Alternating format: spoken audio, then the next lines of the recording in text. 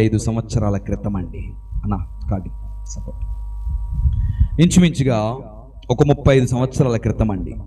East గోదావరిలో, ఇది west అండి, వెస్టేనా? ఓకే, ఇది వెస్ట్. ఈస్ట్ గోదావరిలో సీతానగరం మండలం అనే ఒక ప్రాంతం ఉంది. అక్కడ ముగ్గుల్లా అనే ఒక చిన్న ఊరుంది. ముగ్గుల్లా అనే ఒక చిన్న ఊరుంది. ఆ చిన్న ఊరిలో ఒక నిండు యవ్వనస్తురాలు, పట్టుమని ఒక 15-16 సంవత్సరాలు ఉంటాయి. ఒక 15-16 సంవత్సరాలు ఉంటాయి. ఆమె చాలా చలాకీగా, చురుకుగా, సరదాగా అందరితో ఉండేటువంటి చిన్న అమ్మాయి. అలా కాలం గడుపుతూ ఉంది. చిన్న ఊరు కదా, పల్లెటూరు కదా. పల్లెటూరులో సహజంగా అందరూ ఏమని పిలుచుకుంటారు? అక్క, చెల్లి, అన్న, తమ్ముడు, అమ్మ, బాప, పెద్దమ్మ. సంబంధం ఉన్నా లేకపోయినా బంధుత్వాన్ని కలిపేసుకుని మాట్లాడతారు కదా. అలాగే ఆ చిన్న పిల్లని, ఆ యవనస్తురాలు అందరూ కూడా ఏదో ఒక బంధుత్వంతో పిలుస్తూ ఉండేవారు. అలా బంధుత్వంతో పిలుస్తూ అందరి నోళ్ళల్లో ఉన్నది, అందరి కుటుంబంలో ఉంది, సంతోషంగా ఉంది. ఎవరైనా కానీ ఆ అమ్మాయి పేరు లేకుండా రోజు గడవదు. ఏ ఇంటిలోనైనా కానీ అమ్మాయి అడుగు పెట్టకుండా రోజు గడవదు. ఆఖరికి ఎవరే వండుకున్నా అంత ముద్దైనా ఖచ్చితంగా అమ్మాయికి పెడతారు. అంత సరదాగా ఉండేటువంటి అమ్మాయి ఏమైందో ఏమో, కొన్ని రోజులు గడిచింది. ఒక యవనస్తుడిని ప్రేమించి పెళ్లి చేసుకుంది. ఆ యవనస్తుడి ఇంట్లో ఒప్పుకోలేదు. ఆ యవనస్తుడు ఆ ఇల్లు వదిలేసి ఈ అమ్మాయితో పాటే ఈ చిన్న ఊరు వచ్చేసి ఇక్కడే ఉన్నాడు. అతడికేమో ఏ కూలి పని పాట రావు. వీళ్ళేమో చిన్న కుటుంబం, పేద కుటుంబం, కూలి పని చేసుకునే కుటుంబం. వచ్చాడు, ఇక్కడే ఉంటున్నాడు. ఆ అమ్మాయి ఆ వయసులోనే పనికి వెళ్తుంది, ఏదో 4 రూపాయలు తెస్తుంది, తింటున్నారు, అలా గడుపుతూ ఉన్నారు. కొన్ని రోజులు గడిచింది. రోజన్నాక బయటకు వస్తాం కదండి, అందరినీ కలుస్తాం కదండి, అందరితో మాట్లాడతాం కదండి. ఇలా జరుగుతూ ఉండగా కొంతకాలం అయిందేమో, ఓ పెద్ద ఆవిడ, ఏమా పండేమన్నా పూసిందా, కాయమన్నా కాసిందా, విశేషం ఏమైనా ఉందా అని అడగడం మొదలుపెట్టారు. ఎవరు అడిగినా ఇంకా లేదు అనే సమాధానం చెబుతూ ఉంది. ఒక 3 సంవత్సరాలు గడిచిపోయింది. అందరు అడుగుతున్నారు, ఇంకా లేదని సమాధానం చెబుతూ ఉంది. అసలే చిన్న ఊరు, పల్లెటూరు, 35 సంవత్సరాల వెనక విషయాన్ని చెబుతున్నాను. ఆ రోజుల్లో ఆ చెప్పిన జవాబుకి ఆ అమ్మాయికి పెట్టిన పేరేంటో తెలుసా? గొడ్రాలు. ఆ రోజు మొదలుకొని ఎవరు ఇంటిలోనికి రానిచ్చేవారు కాదు. అప్పటి వరకు పెద్దమ్మ అని పిలిచినవారు, అప్పటి వరకు చిన్నమ్మ అని పిలిచినవారు, అప్పటి వరకు బాప్ప అని పిలిచినవారు, నానమ్మ, అమ్మమ్మ అని పిలిచిన ఎవరు కనీసం ఇంటి లోపల కూడా రానివ్వట్లా. రోడ్డు మీద నడుస్తూ ఉంటే ఎవరైనా ఎదురొస్తే పక్కకి తప్పుకునేవారు. ఒకవేళ ఊరు వెళ్తూ ఉంటే ఎదురొస్తే ఊరి ప్రయాణం ఆపుకునేవారు. ముందుకు నడిచేవారు, అమ్మాయిని చూసి వెనక్కి వెళ్ళిపోయేవారు. ఇన్ని రకాలుగా అవమానం పడుతూ, ఇన్ని రకాలుగా తృణీకరించబడుతూ ఉండగా కుమిలిపోయింది. యవనస్తురాలు కదా, ఏడుస్తుంది. భర్త దగ్గరికి వచ్చింది, అయ్యా నాకు పిల్లలు కావాలి. భర్త అంటాడు, దేవుడిస్తాడులే అమ్మా, దేవుడిస్తాడులే. ఏడుస్తుంది, తలెత్తుకోలేకపోతుంది. ఇప్పటి వరకు చుట్టుపక్కల వారే అనుకున్నాం, ఇప్పుడు కుటుంబ సభ్యులు కూడా మొదలుపెట్టారు, నువ్వు గొడ్రాలివి, పలానా శుభకార్యానికి వెళ్తున్నాం, నువ్వు రావద్దు. కుటుంబ సభ్యులు మొదలుపెట్టారు. ఏం చేయాలో అర్థం కావట్లా, ఎవరికి చెప్పాలో అర్థం కావట్లా, ఎటు పోవాలో అర్థం కావట్లా. అలాంటి పరిస్థితుల్లో కుమ్ములు ఏడుస్తున్నటువంటి తరుణంలో ఏం జరిగిందో ఏమో, ఆమె గర్భం దాల్చింది. చాలా సంతోషించింది, చాలా ఆనందించింది. పరుగున భర్త దగ్గరికి వెళ్ళింది, అయ్యా నేను గర్భవతిని అయ్యాను. పరుగున అమ్మ దగ్గరికి వెళ్ళింది, నాన్న దగ్గరికి వెళ్ళింది, చెల్లెల దగ్గరికి వెళ్ళింది, కుటుంబ సభ్యులందరికీ చెబుతుంది, నేను గర్భవతిని అయ్యాను. సంతోషంతో గంతులు వేస్తుంది. 3 నెలలు గడిచిపోయినాయి, 6 నెలలు గడిచిపోయినాయి, 9 నెలలు గడిచిపోయింది. నెలలు నిండాయి, నొప్పులు వస్తున్నాయి. ఆ పక్కనే ఊర్లో ఏదో చిన్న హాస్పిటల్ ఉందంట. అక్కడికి తీసుకెళ్లారు. నొప్పులు వస్తున్నాయి. డాక్టర్ వచ్చారు, చూశారు. కొద్దిసేపటి తర్వాత ఆ అమ్మాయితో చెప్పిన మాట ఏంటో తెలుసా? అమ్మా, చక్కటి మగబిడ్డని కన్నావు అని. చాలా అందంగా ఉన్నాడు, తెల్లగా ఉన్నాడు, చాలా జుట్టుంది, బాగున్నాడు నీ బిడ్డ, మగ పిల్లోడికి జన్మనిచ్చావు. అసలే బెడ్ మీద ఉందేమో, ఒక పక్కన నొప్పులేమో. ఆ బాధలో నుండి, ఆ నొప్పుల్లో నుండి లోపల చాలా సంతోషిస్తుంది. అబ్బాయి పుట్టాడని బయట తండ్రి ఆనందిస్తున్నాడు. కొద్దిసేపు అయ్యింది, ఒక 10-15 నిమిషాలు అయింది. మరలా నర్సు వచ్చింది. అమ్మా, మగబిడ్డ అయితే పుట్టాడు కానీ, బాగుండడం అయితే బాగున్నాడు కానీ, ఏం జరిగిందో ఏమో ఉలుకు పలుకు లేదమ్మా, ఉలుకు పలుకు లేదు.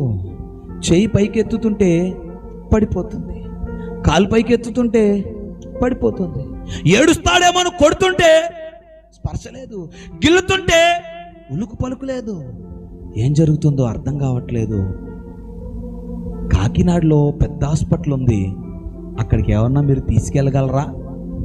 బస్సా, ఆటోనా, ఎద్దుల బండి? ఎట్లా తీసుకెళ్ళేది? ఎప్పటికి తీసుకెళ్ళేది? ఈ లోపల ఏమన్నా అయితే ఏం చేయాలి? ఏం అర్థం కావట్లా, ఆ మాటలు అర్థం కావట్లా. అమ్మా, అంత మాట అంటున్నారేంటమ్మా, ఏదో ఒకటి చెయ్యండమ్మా అని నర్సుతో చెబుతున్నారు. డాక్టర్ గారు వచ్చారు, చేసేదేమీ లేదు, తీసుకెళ్ళిపోండి అని గుడ్డల్లో చుట్టేసి చేతిలో పెట్టేశారు. బయటకు వచ్చారు. మళ్ళీ వాళ్ళు ఊరొచ్చారు. చిన్న ఇల్లు గుడిసె, బయటలాగే ఒక వరండా ఉంటే అక్కడ ఒక నొలక మంచం ఉంటే దాని మీద అలా పడుకోబెట్టి అక్కడే కూర్చుని ఆ బిడ్డను చూస్తూ కుమిలి ఏడుస్తున్నారు. గొడ్రాలను అందరూ అవమానిస్తుంటే, గొడ్రాలను అందరూ నిందిస్తుంటే తట్టుకోలేకపోయాను. ఇక బ్రతకడం ఎందుకు, చనిపోవడమే మేలేమో అనుకున్నా. అలాంటి పరిస్థితుల్లో నువ్వు కడుపును పడ్డావురా. ఇప్పుడు చూస్తే నీకు ఉలుకు లేదు, పలుకు లేదు, నీకు స్పర్శ లేదు, మాట లేదు. ఏడుస్తావేమో అనుకుంటే ఏడవట్లేదు. ఏం చేయాలరా? ఏడుస్తూ ఉంది. ఎవరెవరో వస్తారు, ఏవేవో సలహాలు ఇస్తారు. ఎవరో అన్నారంట, ఎక్కడికో తీసుకెళ్ళు, అక్కడేవో కట్టిస్తే బాగవుతాడని వెళ్ళారు, కట్టించారు. ఉపయోగం లేదు. మొక్కని దేవుడు లేడు, చెయ్యని పూజలు లేవు, చెయ్యని పునస్కారాలు లేవు, పెట్టని భోజనాలు లేవు, చెయ్యని అన్నదానాలు లేవు. అన్ని చోట్లకి వెళ్ళారు, అన్ని రకాల ప్రయత్నాలు చేశారు. ఎన్ని ప్రయత్నాలు చేసినా ఏం ఉపయోగం లేదు. 10 రోజులు గడిచిపోయింది. తెల్లగా పుట్టినోడు ఇలా ఆకుపచ్చ రంగులోనికి మారిపోయాడు. తెల్లగా పుట్టినోడు ఆకుపచ్చ రంగులోనికి మారిపోయాడు. ఇప్పుడు చూస్తుంటే అందరూ భయపడిపోతున్నారు. అందరూ చూస్తుంటే భయపడిపోతున్నారు. ఏంటి ఇలాగైపోయాడంటే? ఇప్పటివరకు ఎప్పుడు ఏ మనిషిని రంగులో చూడలా. కొందరు భయపడుతున్నారు, కొందరు అసహించుకుంటున్నారు, కొందరు చిచ్చి అంటున్నారు, కొందరు చీదరించుకుంటున్నారు. ఏమర్థం కావట్లా. ఈ లోపల ఊరి పెద్దలు వచ్చారు. ఊరికి అరిష్టం, తీసుకెళ్ళి గోదావరిలో పాడేయండి, తీసుకెళ్ళి ఇసుక తిప్పల్లో పాడేయండి అని ఊరి పెద్దలు వచ్చి మాట్లాడుతున్నారు. కన్న తల్లి కదా, బిడ్డను వదులుకోలేదు కదా, చంపుకోలేదు కదా, ఏం చేయాలి అర్థం కావట్లా. అక్కడే పడి ఏడుస్తూ ఉంది. ఈ లోపే ఎవరో వచ్చారు. ఎక్కడో మంత్రగాడు ఉన్నాడంట, అక్కడికి తీసుకెళ్తే బాగవుతాడన్నారంట. గబగబా తీసుకెళ్లారు. అక్కడికి వెళ్ళిన తర్వాత ఆయన అన్నాడు, అమ్మా, నీ బిడ్డకు ఎండనాస్ వచ్చింది. అంటే బిడ్డ ఏమవుతాడో తెలుసా? రోజు రోజుకు రంగు మారిపోయి ఓ 10 రోజులు దాటిన తర్వాత మళ్ళీ రోజు రోజుకు ఎండిపోయి ఆఖరికి చచ్చిపోతాడు. ఆకు ఎండిపోయినట్టు ఎండిపోతాడు, ఎండిపోయాక చచ్చిపోతాడు.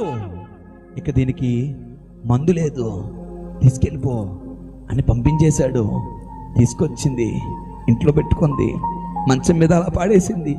పచ్చ రంగులో ఉన్న బిడ్డను చూస్తుంది, గుండె తట్టుకోలేకపోతుంది, ఏడుస్తుంది, కుమిలిపోతుంది, ఏడుస్తుంది, కుమిలిపోతుంది. ఏం చేయాలో అర్థం కావట్లా. ఒక ముసలావిడ వచ్చింది, కర్రబోటెట్టుకుని వచ్చి, అమ్మా నీ బిడ్డకి బాలేదంట కదా, ఊరంతా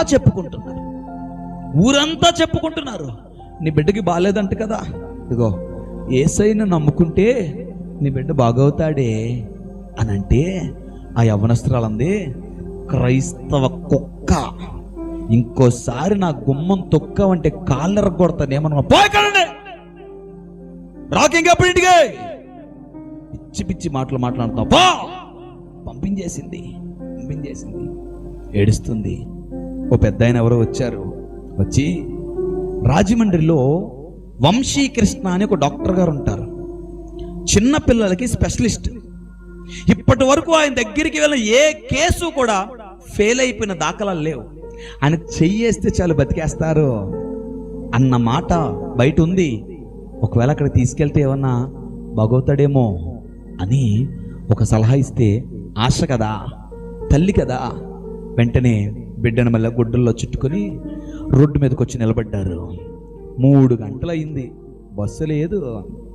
ఎప్పటికో వచ్చింది బస్సు ఎక్కి రాజమండ్రి వచ్చారు. హాస్పిటల్ ఎక్కడో అడ్రస్ కొనుక్కున్నారు, హాస్పిటల్కి వెళ్ళారు, చీటీ రాయించుకున్నారు. ఎప్పుడు పిలుస్తారా అని ఎదురు చూస్తున్నారు. ఎప్పటికో డాక్టర్ గారు పేరు పెట్టి పిలిచారు. వెంటనే లోపలికి వెళ్ళారు.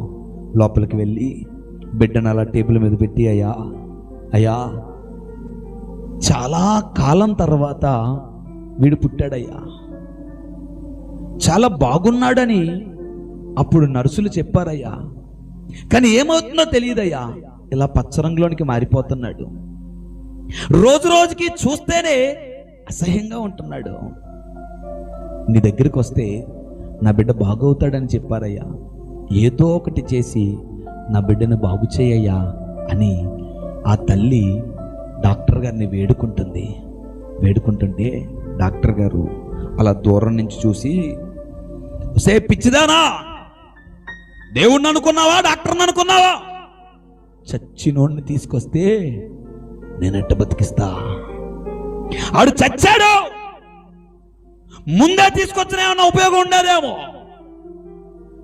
చచ్చిపోయిన తీసుకొచ్చి టేబుల్ మీద పెట్టి బతికించమంటావు, నీకు ఎలా కనబడుతున్నాను కంటికి, పో బయటికి పో.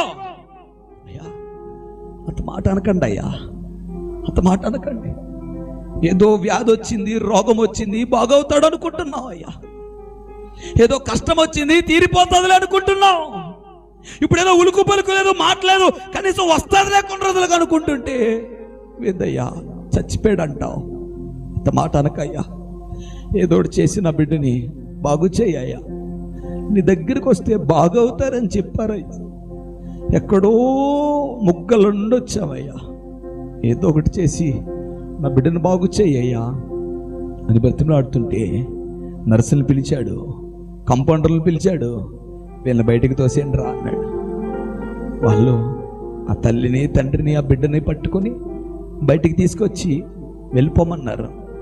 ఆ రిసెప్షన్లో అలా కూర్చొని ఆ తల్లి ఏడుస్తూ ఉంది, పక్కనే ఆ తండ్రి ఏడుస్తూ ఉన్నాడు.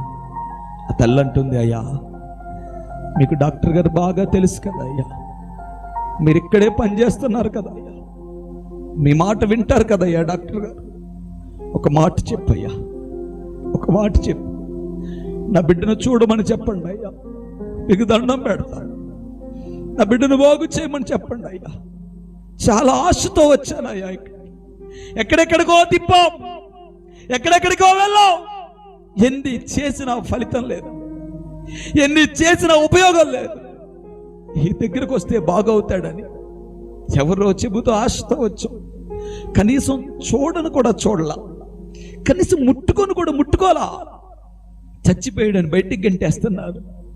ఒక మాట చెప్పి నా బిడ్డను చూడమన్నాడు. అమ్మ మీకు డాక్టర్ గారు బాగా తెలుసు కదా, మీ మాట వింటారు కదా, మీకు దండం పెడతాను చూడండి అమ్మ చెప్తుంటే, ఏడుస్తుంటే అక్కడున్న నర్సులు, అక్కడున్న కంపౌండర్లు, వచ్చిన పేషెంట్తో పాటు కూడా వచ్చిన వాళ్ళందరూ ఆ తల్లిని చూసి తట్టుకోలేక కన్నీరు మున్నీరు అయిపోతున్నారు, కుమిలి కుమిలి ఏడుస్తూ ఉన్నారు. చాలా సమయం అయింది, ఏడుస్తూ ఉంది. చాలా సమయం అయింది. ఇంతలో ఒక మాట గుర్తొచ్చింది. ఒక ముసలావిడి యేసయ్యను నమ్ముకుంటే నీ బిడ్డ బాగవుతాడు అని చెప్పిందే, ఆ మాట గుర్తొచ్చింది. అక్కడే ఏడుస్తూ, యేసయ్యా నువ్వు నిజమైన దేవుడు అంట, యేసయ్యా నువ్వు గొప్ప దేవుడు అంట, నిన్ను నమ్ముకుంటే నా బిడ్డ బాగవుతాడంట, నిన్ను నమ్ముకుంటే నా బిడ్డ బాగవుతాడంట.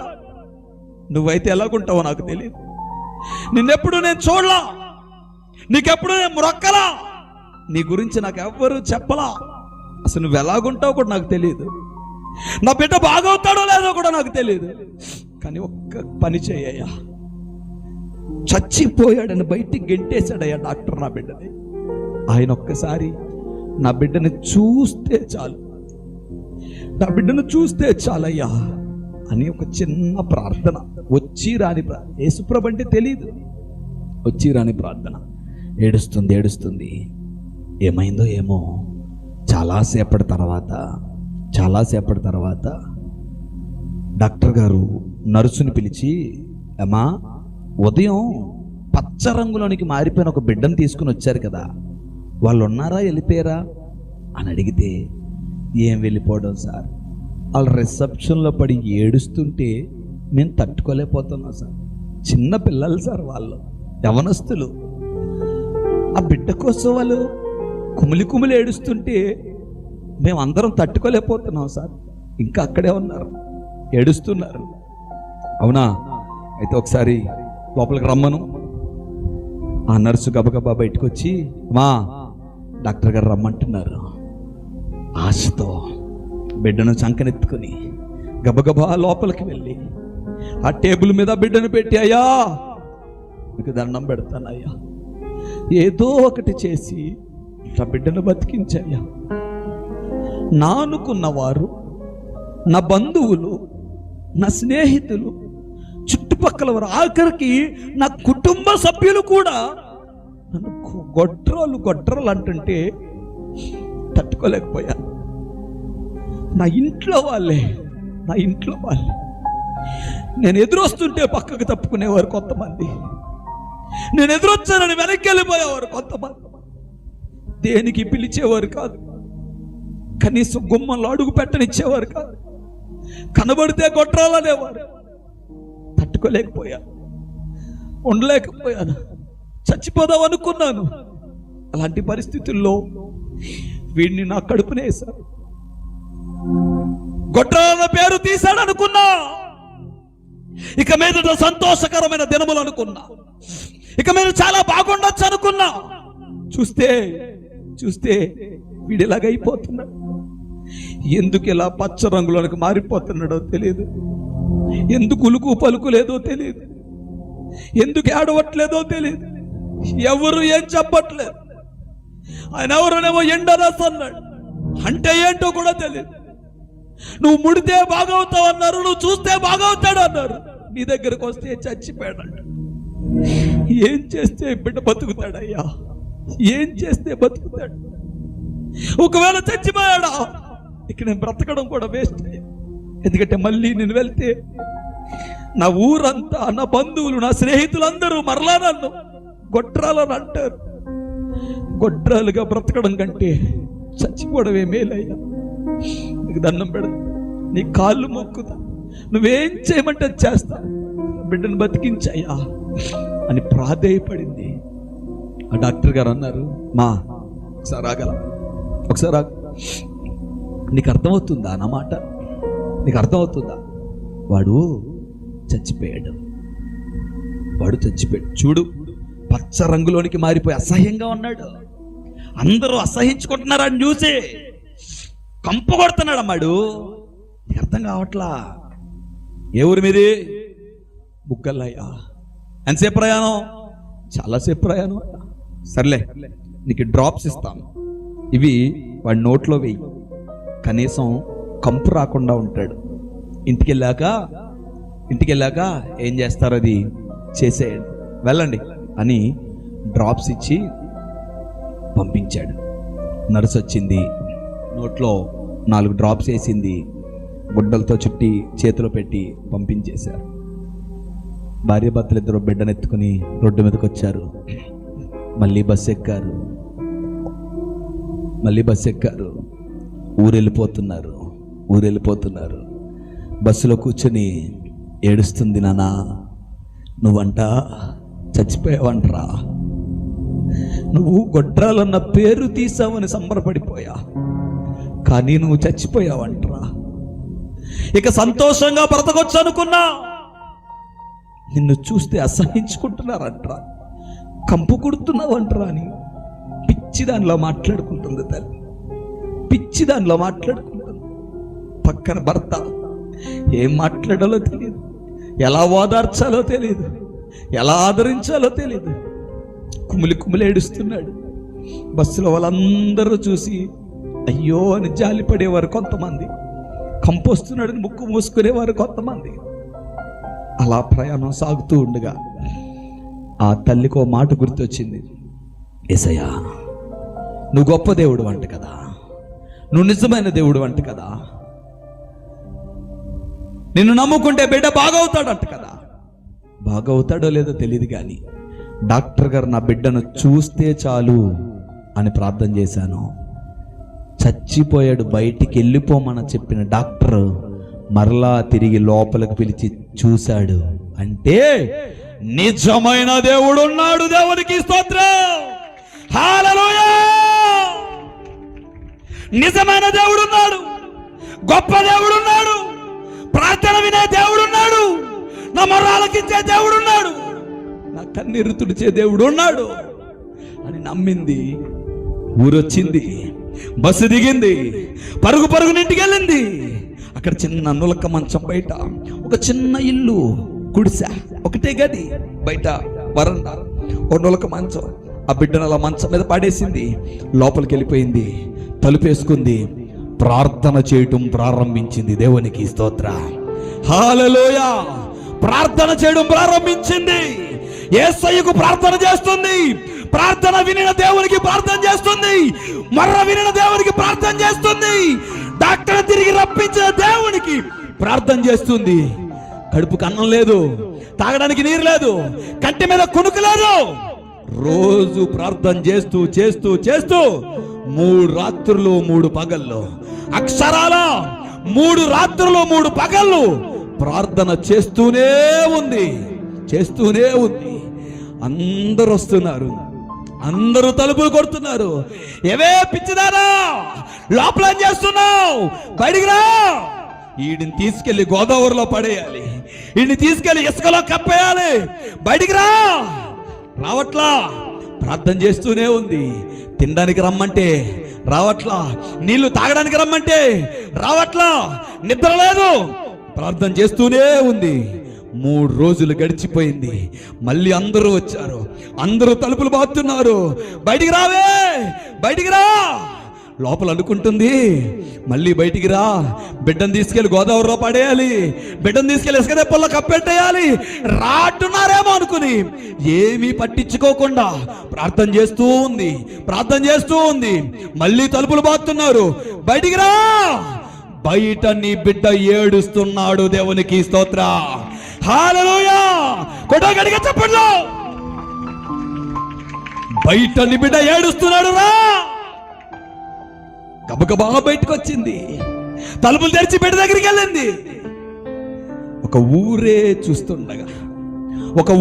చూస్తుండగా బిడ్డ పచ్చ రంగులో నుండి అలా రంగు మారాడు. దేవునికి స్తోత్ర, హల్లెలూయా. చక్కరెత్తుకుంది, సంతోషించింది, ఆనందించింది. లోపలికి వెళ్ళింది, గోడకున్నవన్నీ తీసింది, బయటపడేసింది. దేవునికి సాక్షిగా బ్రతకడం మొదలుపెట్టింది. దేవుని సన్నిధిలో బ్రతకడం మొదలుపెట్టింది. చంటోని పక్కనేసుకుని పడుకోబెట్టుకుని దేవుని మాటలు చెప్పేది. అరే, అనగనగనగనగా ఒక ఊర్లో అబ్రహాము తాతున్నాడంట.